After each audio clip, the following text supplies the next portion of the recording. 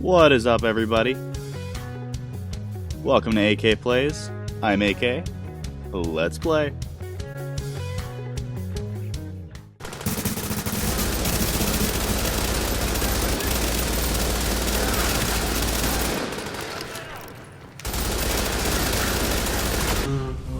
Those poor people. Alright, everybody. Today I'm going to be talking about why does everyone hate Nomad. Now, I did one of these on D3 a couple of days ago, and I just kind of felt like it was necessary to talk about the other most hated gear set in the division right now, which is Nomad.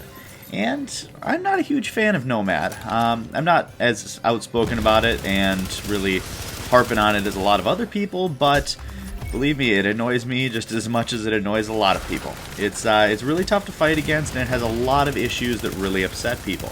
I would say it is definitely the most hated build right now in the game, and that's for a few different reasons. Now, at the beginning here in this clip, you can see I'm obviously not using Nomad. However, coincidentally, I think the guy I'm about to kill is using Nomad.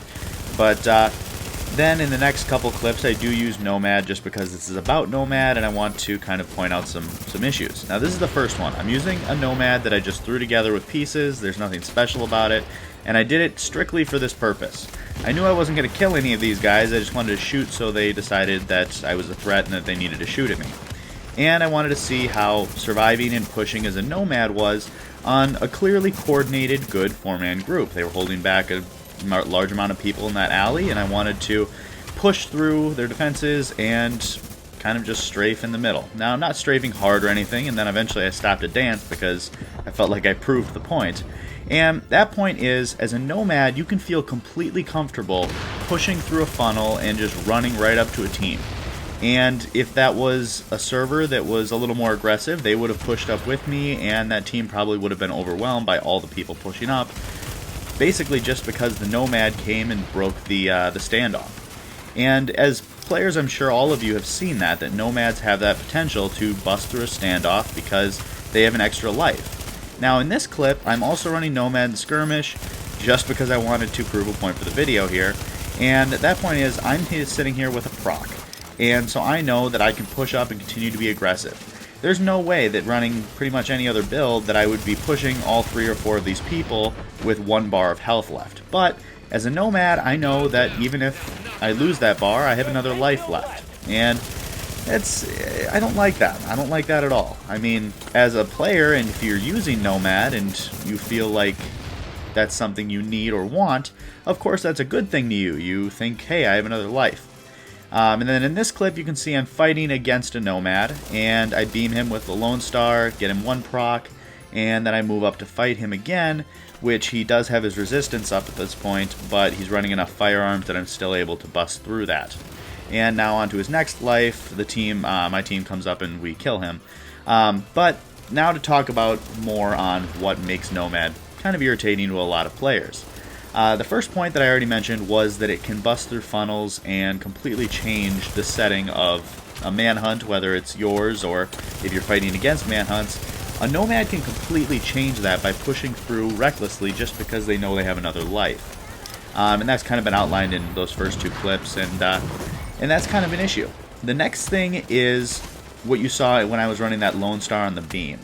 Is you don't know, as a player that's fighting a Nomad, if they have a proc coming up, which I see really infuriates people, especially I've heard players on my team that get very upset when they're in a face tank with somebody who's already procced once or twice, 3 times even, and they proc again, and you hear, oh, he procced for the 4th time, and they lost the face tank because that person ended up having another life, which we had no idea about.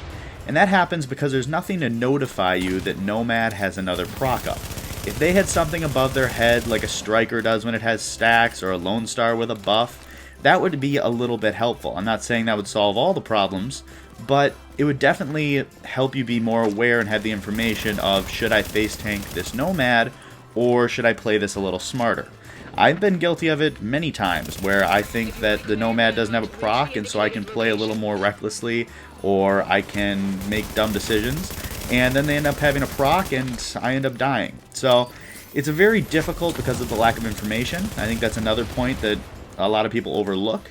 And then I would say that the third thing about Nomad is that it has the health regen, which a lot of people also overlook. On top of the potential damage, because a lot of people run it with a good amount of firearms, on top of the extra lives, it also has the heal over time, which means if that Nomad can just strafe for a minute, they might have another bar of health to continue fighting you, while you might not have the skill haste to heal yourself. You might run out of medkits because they've gone through a bunch of lives. The heal over time also makes Nomad very difficult to fight against. And I would say that one of the last things that I'm going to say about Nomad is that an issue people have with the gear set really shouldn't be put 100% on the gear set, and that is the way that Nomad players play the game.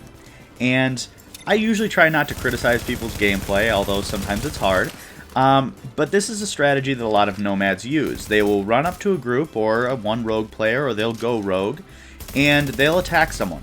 And then, when they proc, they will run away because they don't have another proc, and then they'll run away for the full 4 minutes, and then they'll come back with their proc and attack again.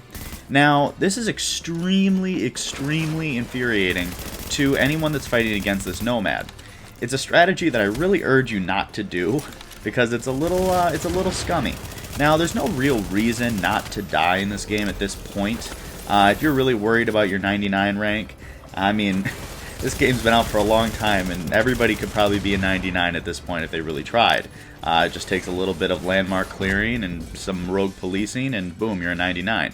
But people that run away after they have their proc go off, it's a little iffy, and it definitely makes people upset about Nomad, and I think that that's wrongly placed on Nomad because that's not the gear set's fault. That's a player issue. And, I mean, it just happens to be predominantly Nomads that employ this strategy. But other than that, I mean, there are other builds that do that, and there are other people that do that.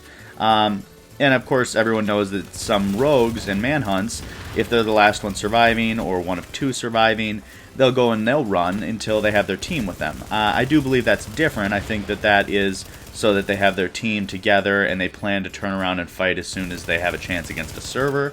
I think that's a little bit different. I mean, everybody kind of does that if they're in a situation similar to that. I am going to say one thing to embrace Nomad, because I know there are a lot of people that really love it, and there are a lot of people that actually are needing Nomad, and that's solo players that are really trying to get gear, or they are trying to need those extra lives. The one thing that does make Nomad have a little bit of a check or balance on it is that there isn't any kind of weapon damage or anything coming from the gear set directly, meaning they're not going to hit all that hard unless they stack a good amount into firearms.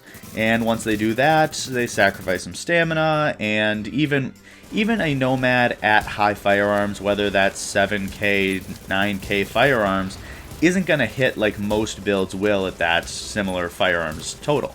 I think that if you have an Alpha Bridge or a Banshee that's rocking the same amount of firearms, they're going to hit substantially harder than the Nomad will.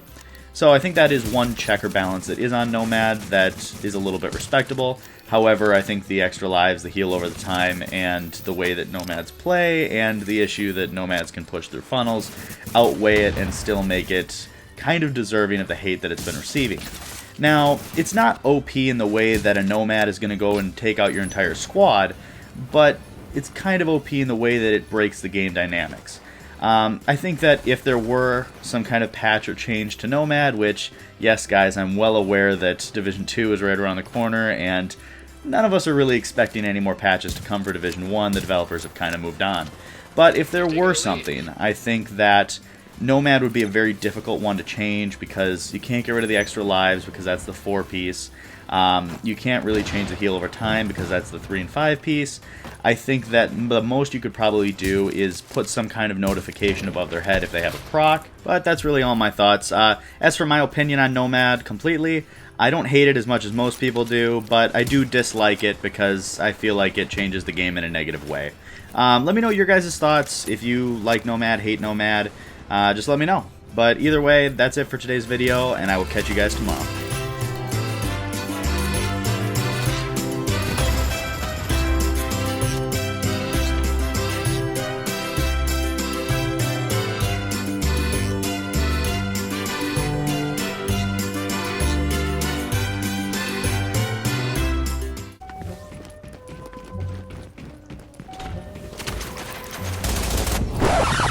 What sorcery is this?